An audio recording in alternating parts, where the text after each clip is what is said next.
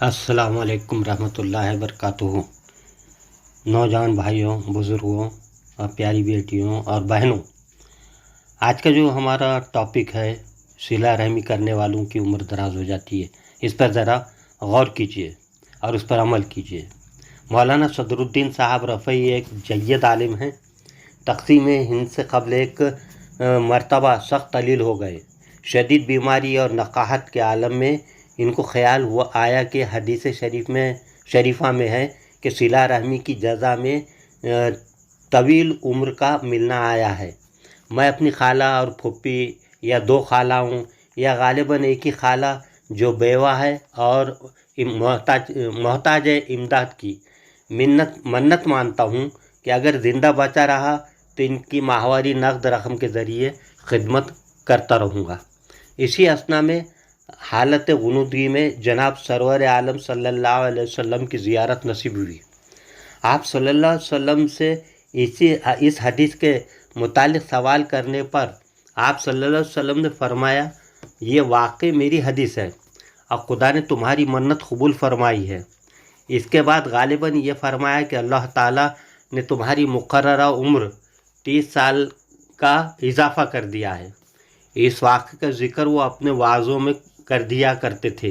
इस हिसाब के मुताबिक मेरी उम्र बाकी तक़सीम हिंद के बाद सरगोद चले गए। ख्वाब की बशारत के आयन मुताबिक उम्र पाकर फौत हुए। दो एक बार मैंने भी इनका वाज सुना था।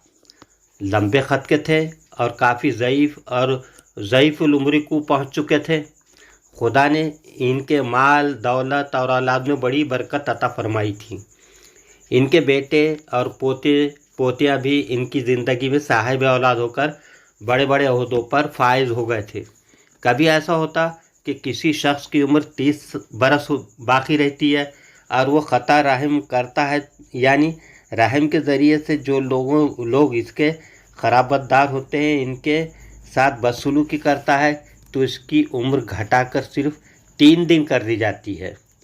और कभी उम्र 3 बाकी रह जाती है तो सिला रहमी करता है, यानी जो ख़राबतदार हैं, रिश्तेदार हैं, इनसे अच्छा सलूक करता है, इन पर एहसान करता है और तो अल्लाह पाक इसकी उम्र बढ़ा देता है।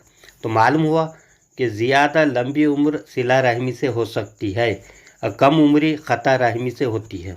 हदीस मुबारक भी है और बिलाशुबा सिला रहमी करने से घर वालों में मोहब्बत पैदा होती है, माल में बरकत होती है, उम्र में इजाफ़ा होता है, बलाइया से महफूज रहता है, अल्लाह की हिफ्ज़ व अमान में रहता है।